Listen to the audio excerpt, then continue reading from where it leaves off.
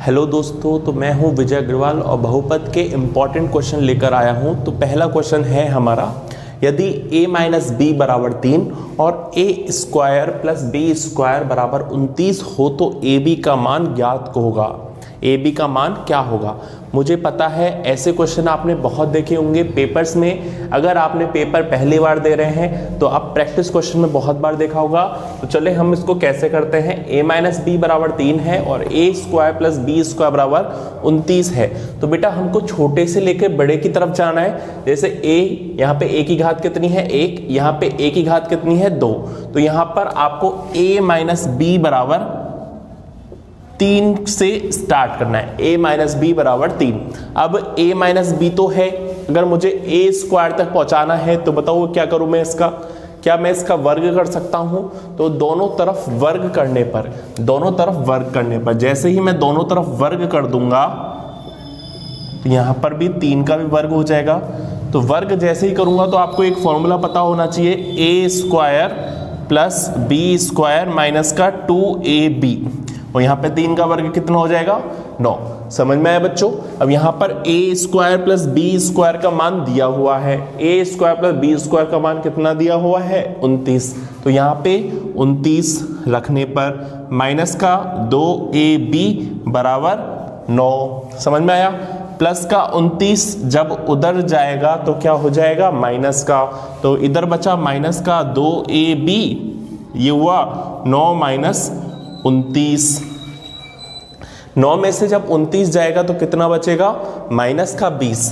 तो माइनस का 2ab बराबर माइनस का 20।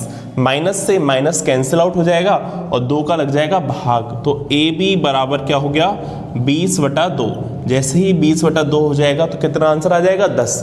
हमको क्या चाहिए? ab का ही मान चाहिए। ab का मान कितना आ गया 10। तो हम देखें कौन सा ऑप्शन 10 है। तो दूसरा ऑप्शन हमारा 10 है। तो हमारा आंसर आएगा 10। बढ़ते हैं अगले क्वेश्चन पे। तो बेटा दूसरा क्वेश्चन क्या कहता है, यदि बहुपद ax square plus bx plus c के शून्यक अल्फा और बीटा है तो alpha square plus beta square का मान क्या होगा? बेटा हमको अगर ax square plus bx plus c के शून्यक अल्फा और बीटा दे रखे हैं तो आपको पता होना चाहिए, हमने 2 चीज सीखी थी। अल्फा प्लस बीटा जो होता है वो कितना होता है माइनस का b/a। अल्फा प्लस बीटा जो होता है वो कितना होता है माइनस का b/a। और अल्फा गुणा बीटा जो होता है वो होता है c/a। अल्फा गुणा बीटा जो होता है वो होता है c/a। अगर मुझे alpha square plus beta square निकालना है तो मुझे पता है मैं छोटे से स्टार्ट करता हूं, क्योंकि यहाँ पे अल्फा की पावर 1 है, यहाँ पे अल्फा की पावर 2 है। तो मैं यहाँ से स्टार्ट करूंगा। तो मैं क्या करूंगा, दोनों तरफ वर्ग कर दूंगा। जैसे ही मैं वर्ग कर दूंगा तो अल्फा प्लस बीटा का स्क्वायर हो जाएगा और इधर भी माइनस b/a का वर्ग हो जाएगा। यहाँ पर आपको पता है a प्लस बी का होल स्क्वायर लग जाएगा। तो a प्लस बी का होल स्क्वायर लगाने पर alpha square plus beta square plus 2 alpha beta और बेटा माइनस का जब मैं वर्ग करूंगा तो माइनस का वर्ग तो होता है प्लस, ये हो जाएगा b स्क्वायर बटा a स्क्वायर। ठीक है, हमको alpha square plus beta square निकालना है। प्लस का 2 अल्फा बीटा उधर गया तो क्या हो जाएगा माइनस का। तो ये हुआ alpha square plus beta square बराबर b स्क्वायर बटा a स्क्वायर माइनस का 2 अल्फा बीटा। अब बेटा अल्फा बीटा का मान भी मुझे पता है। अल्फा बीटा का मान कितना है c/a। रख दो c/a। तो ये हो जाएगा b स्क्वायर बटा a स्क्वायर माइनस 2 गुणा c/a। ठीक है, 2 गुणा c/a। अब मुझे क्या करना पड़ेगा, एलसीएम लेना पड़ेगा, लसाअ लेना पड़ेगा। तो बताओ a और a स्क्वायर का जब मैं एलसीएम लूंगा तो a का क्या आ जाएगा a स्क्वायर। a स्क्वायर का जब मैं a स्क्वायर में भाग देता हूं तो वही नंबर आ जाता है। उसको b स्क्वायर से गुणा करूंगा तो b स्क्वायर माइनस है तो माइनस आएगा ही आएगा। जब a का a स्क्वायर में भाग दूंगा तो बचेगा क्या a को जब मैं 2c से गुणा करूंगा तो ये आ जाएगा 2ac। तो b स्क्वायर माइनस 2ac बटा a स्क्वायर। हम देखें कौन सा ऑप्शन है, b स्क्वायर माइनस 2ac बटा a स्क्वायर। ये है हमारा तीसरा ऑप्शन। समझ में आया बच्चों? बढ़ते हैं अगले सवाल की तरफ। तो बेटा थर्ड सॉल्यूशन है, यदि बहुपद fx बराबर 6x² प्लस x माइनस 2 के शून्यक अल्फा और बीटा हो तो अल्फा बटा बीटा और बीटा बटा अल्फा का मान क्या होगा? तो मुझे पता है अल्फा प्लस बीटा जो होता है वो होता है माइनस का b बटा a, माइनस का b बटा a। तो बेटा b का मान क्या है? x के साथ क्या है? 1, ठीक है। और a का मान कितना है? a का मान है 6, तो माइनस का 1 बटा 6 हो जाएगा। और अगर मैं अल्फा गुणा बीटा निकालना चाहूँ तो अल्फा गुणा बीटा कितना आएगा बेटा? ये होता है c बटा a, c बटा a। बताइए c का मान कितना है? माइनस का 2 और a का मान कितना है? 6। तो माइनस 2 को 6 से काटूंगा तो कितना आ जाएगा? माइनस का 1 बटा 3। तो जहां पर भी आपका अल्फा प्लस बीटा पूछेगा वहां पे आपको क्या रखना है? माइनस का 1 बटा 6। और जहां पर भी अल्फा बीटा पूछेगा वहां पे क्या रखना है आपको? माइनस का 1 बटा 3। अगर आपको अब निकालना है अल्फा बटा बीटा प्लस बीटा बटा अल्फा, अगर हम एलसीएम लेते हैं तो एलसीएम लेंगे तो क्या आ जाएगा? अल्फा बीटा, बीटा से बीटा गया, अल्फा बचा, अल्फा को जब अल्फा से करूंगा तो क्या बचेगा? Alpha square. इधर अल्फा से अल्फा जाएगा, क्या बचेगा? बीटा, बीटा को जब बीटा से गुणा करूंगा तो क्या बचेगा? Beta square. तो ऊपर बच गया alpha square plus beta square और नीचे बच गया अल्फा बीटा। तो बेटा हमको alpha square plus beta square का भी मान निकालना पड़ेगा साइड में। तो मैं क्या करूं? इस इक्वेशन को अलग से सॉल्व करता हूं। अल्फा प्लस बीटा बराबर माइनस का 1 बटा 6। दोनों तरफ वर्क करने पर जैसे ही मैं इसका वर्क कर दूंगा तो ये हो जाएगा alpha square plus beta square plus 2 alpha beta, और इसका वर्क करूंगा तो ये हो जाएगा 1 बटा 36। 1 बटा 6 का स्क्वायर करूंगा, माइनस का वर्क तो माइनस है ही, प्लस हो ही जाएगा। 1 का स्क्वायर होता है 1 और 6 का होता है 36। 2 अल्फा बीटा, यहाँ पे 2 अल्फा बीटा उधर जाएगा तो क्या हो जाएगा? माइनस का। तो alpha square plus beta square बराबर क्या हो जाएगा? 1 बटा 36 minus 2 alpha beta. Alpha beta का मान कितना है? माइनस का 1 बटा 3, माइनस का 1 बटा 3। अब बताइए माइनस माइनस क्या हो जाएगा? प्लस। 1 बटा 36 प्लस का 2 बटा 3। एलसीएम लेने पर 36 एलसीएम, 36 का 36 में दिया 1 को गुणा किया 1, यहाँ पे 3 का 36 में दिया 12, 12 दूनी 24। ये हो गया बेटा 25 बटा 36। मतलब कहीं पर भी अगर alpha square plus beta square का मान पूछ लिया जाए तो आपको क्या रखना है? 25 बटा 36। रखो 25 बटा 36, 25 बटा 36। और यहाँ पे है बेटा अल्फा बीटा, अल्फा बीटा का मान कितना है? माइनस का 1 बटा 3, माइनस का 1 बटा 3। अब बेटा आपके सामने यहाँ पे 4 नंबर आ चुके हैं, 1 2 3 4। अगर 4 नंबर आपके सामने आ जाए तो आपको क्या करना है? बाहर को बाहर से मल्टीप्लाई कर देना है और अंदर को अंदर से मल्टीप्लाई कर देना है, ठीक है। जो बाहर वाला मल्टीप्लाई होगा वो आ जाएगा ऊपर और जो अंदर वाला मल्टीप्लाई होगा वो आ जाएगा नीचे। तो जब मैं 25 को 3 से करूंगा और यहाँ पे -1 को 36 से करूंगा तो आप देखिए बेटा कुछ कैंसिल आउट हो रहा है क्या? 3 से 36 कट जाएगा 12 बार, 3 से 36 कट जाएगा 12 बार, ठीक है। तो आंसर आ जाएगा बेटा माइनस का 25 बटा 12, माइनस का 25 बटा 12। कौन सा आंसर आएगा? 1। समझ में आ गया बच्चों? एक बार इसको वापस से वीडियो को देख लेना जिससे आप पूरा क्वेश्चन समझ सको। बहुत इंपॉर्टेंट क्वेश्चन है।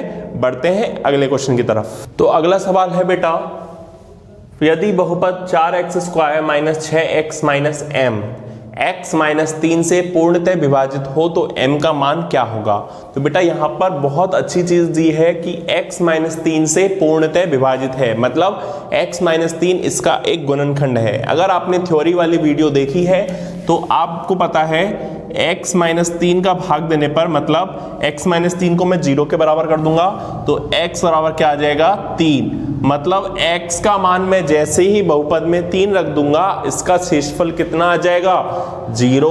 x का मान जैसे ही मैं 3 में रख दूंगा तो इसका शेषफल मुझे किसके बराबर रखना है? 0 के बराबर, क्योंकि ये इसका गुणनखंड है। रखिए p 3 बराबर 4, 3 का वर्ग माइनस 6, 3 माइनस एम, और इसको मैं किसके बराबर कर दूंगा, 0। 0 के बराबर क्यों किया, क्योंकि शेषफल 0 आएगा अगर यह पूर्णतः विभाजित है। तो यहां पर 3 का वर्ग होता है 9, 9 चौको 36 माइनस 18 माइनस एम बराबर 0। 36 में से 18 जाएगा, 36 में से 18 जाएगा तो कितना बचेगा, 18 बचेगा माइनस एम बराबर 0। अगर मैं माइनस एम को उधर ले जाता हूं तो एम बराबर कितना आ जाएगा, 18। मतलब एम का मान कितना आ गया, 18। देखते हैं कौन सा ऑप्शन है, एम का मान 18 है, हमारा पहला ऑप्शन। समझ में आया बच्चों, तो इसको प्लीज नोट कर लीजिए और बढ़ते हैं हम अगले क्वेश्चन की तरफ। तो बेटा हमारा 5th क्वेश्चन है, यदि p माइनस क्यू बराबर 10/9 और p क्यू बराबर 5/3 है तो p क्यूब माइनस क्यू का मान क्या होगा। तो बेटा यदि आपको पता है p cube minus Q cube का फॉर्मूला जो होता है वो होता है p minus Q bracket p square plus Q square plus p Q. तो मतलब हमको p square plus Q square का मान चाहिए ही चाहिए। मैंने क्या बोला, अगर आपको p cube minus Q cube का फॉर्मूला पता है तो इसका पता है p minus Q p square plus Q square plus p Q, ये इसका फॉर्मूला होता है। तो p माइनस क्यू मेरे पास है, p क्यू भी मेरे पास है, मुझे जो निकालना है वो निकालना है p square plus Q square. ये कैसे आएगा, ये अगर ऐसे आएगा कि मैं इसका अगर वर्ग कर दूं तो p माइनस क्यू बराबर 10/9 है, तो दोनों तरफ वर्ग करने पर जैसे ही मैं वर्ग कर दूंगा तो ये आ जाएगा p square plus Q square minus का 2p क्यू बराबर, इसका वर्ग करूंगा तो क्या आ जाएगा 100/81। आता है नहीं आता, माइनस का 2p क्यू उधर जाके क्या हो जाएगा प्लस का, तो ये हो जाएगा p square plus Q square बराबर 100/81 प्लस 2, और p क्यू का मान कितना है बेटा 5/3। ठीक है, 100/81 प्लस 10/3, एलसीएम लो, 81 और 3 का एलसीएम कितना आएगा बेटा 81। 81 का इसमें दिया 100, जब 3 का 81 में दूंगा 27, 27 को 10 से गुणा किया 270, तो ये आ गया बेटा 370/81, 370/81। अब हम कहां पर बढ़ेंगे, इस फॉर्मूले में। ये फॉर्मूला हमारा क्या है, p minus Q p square plus Q square plus p Q, पूरे मान रखने पर p माइनस क्यू कितना है 10/9 bracket p square plus Q square का मान मैं निकाल चुका हूं, कितना आया 370/81 प्लस p क्यू का मान भी मुझे पता है कितना है 5/3। अगर हम इसको सॉल्व करें एलसीएम लेके, यहां पे 81 और 3 का एलसीएम कितना आएगा बेटा 81 एलसीएम आएगा। तो यहां पर 81 का इसमें दिया 370, ये बचा 27 को 5 से मल्टीप्लाई कर दूंगा, तो 27 को जब मैं 5 से मल्टीप्लाई करूंगा तो ये हो जाएगा आपका 135। ठीक है, 27 को जब मैं 5 से मल्टीप्लाई कर दूंगा तो ये आ जाएगा 135। यहां पर 370 और 135 को जोड़ो,